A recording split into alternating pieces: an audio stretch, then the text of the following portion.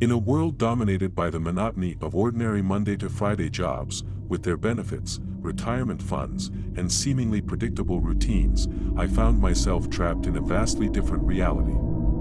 Due to a criminal record that haunted me like a shadow, I was condemned to a life devoid of normalcy.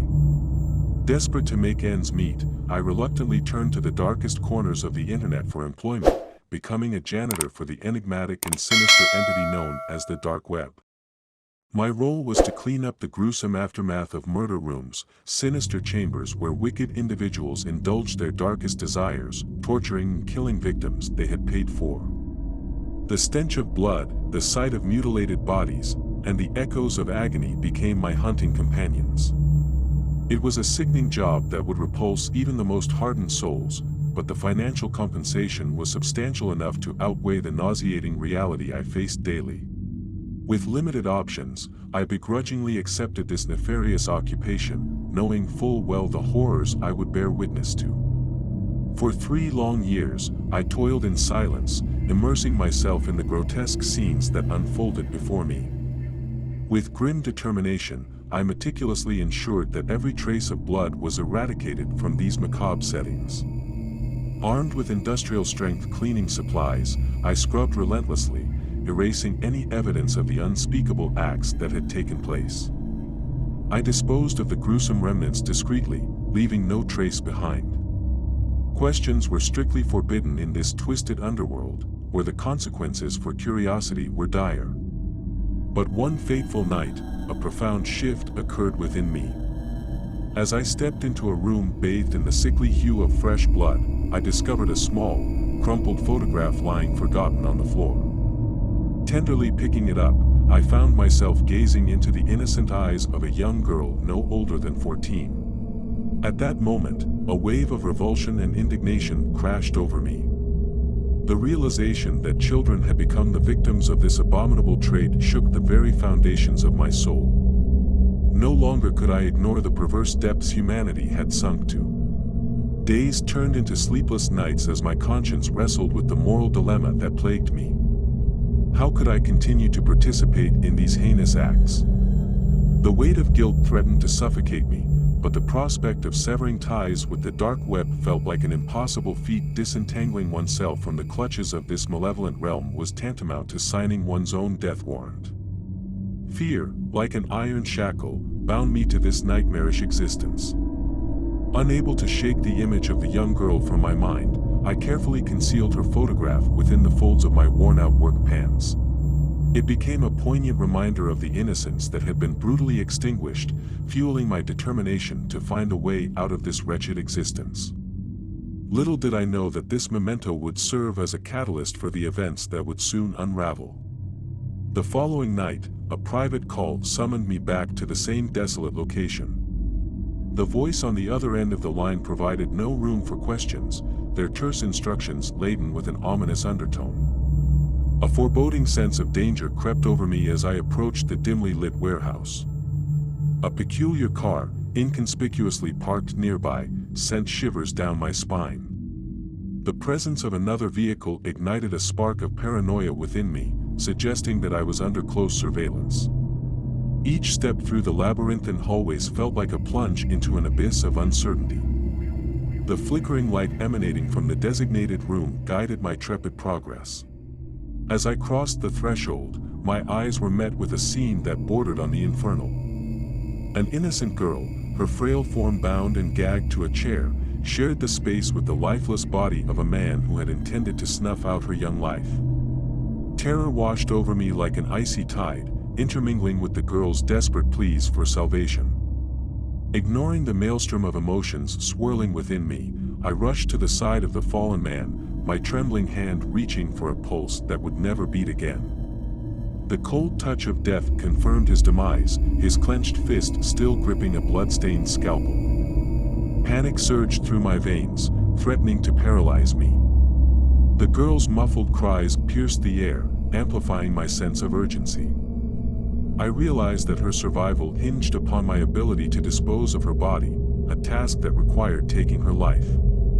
A wave of indecision crashed over me, the power drill I held poised as a grim instrument of mercy. Tears streamed down the girl's face, her eyes pleading for deliverance from the horrors that had consumed her young existence. At that moment, empathy usurped my complicity in this malevolence. With aching tenderness, I removed her gag, allowing her to finally express the harrowing truth of her ordeal.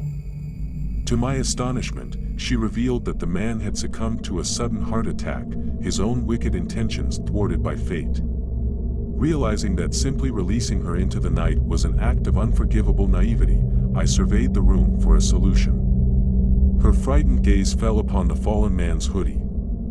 In a rare act of compassion, I offered it to her, instructing her to conceal herself and flee as far as possible. The dangers that lurked within the building were far from extinguished. Sinister eyes observed our every move through the omnipresent surveillance cameras, leaving us no room for respite.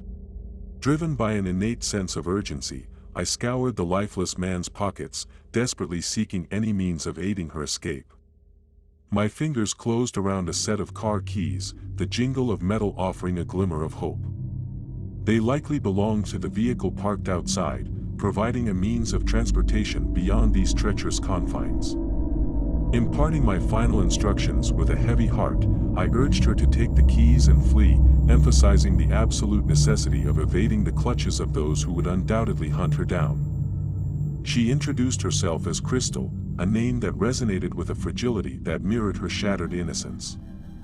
As Crystal vanished into the night, swallowed by the cloak of darkness, a pervasive unease settled over me. The ominous premonition of impending danger clung to my every step. Fate, it seemed, had woven our destinies together, entangling us in a dangerous dance of survival. Little did I know that the looming threat would soon manifest in an unforeseen manner. The tranquil silence shattered as an ominous car crept up behind me, casting an eerie glow over the desolate surroundings. Two masked figures emerged, their intentions unmistakable as they swiftly apprehended Crystal. In the blink of an eye, I found myself facing the barrel of a gun, the cold metal pressed against my temple. Compliance was not a choice, it was a mandate dictated by the precariousness of our circumstances. Forcibly removed from the sanctuary of my vehicle, I was dragged back into the room that had become a stage for unspeakable horrors. Crystal's pitiful whimpers intensified my mounting dread, a symphony of terror reverberating through the chamber. It was an orchestration of imminent demise, a tragic crescendo destined to claim us both. In the throes of desperation, an audacious gambit formed in my mind, a desperate attempt to rewrite our shared fate. Urging Crystal to act with swiftness, I commanded her to extinguish the lights, plunging the room into suffocating darkness. In that veil of obscurity, I seized the opportunity, launching myself at one of the masked assailants with a ferocity born from desperation. Chaos erupted as gunshots rent the air, punctuating their frantic demands to restore the lights. Crystal, armed with a scalpel, unleashed a flurry of frenzied strikes upon the second assailant.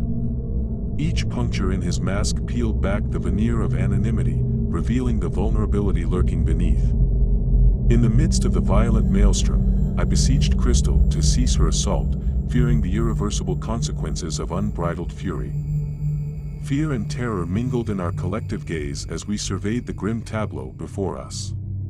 Survival propelled us forward, a relentless pursuit of sanctuary from the horrors that had consumed our lives. Covered in a macabre tapestry of blood, we stumbled toward my car, seeking refuge from the impending dawn. The light of a new day emerged on the horizon as we sped away, leaving behind a sinister tableau forever etched in our memories. And so, I find myself compelled to extend my heartfelt gratitude to Dark to Dust, an anonymous guardian whose words reverberated through the annals of the dark web. His cautionary advice, delivered with equal parts harshness and wisdom, brought me face to face with the harrowing depths of the dark web's abyss. I heeded his warning, uninstalled the gateway that connected me to that treacherous realm, and pledged to resist its seductive allure. Furthermore, I embraced his suggestion to invest in Bitcoin, treating it not as a vehicle for nefarious deeds but as a beacon of hope for a future untethered from the clutches of criminality.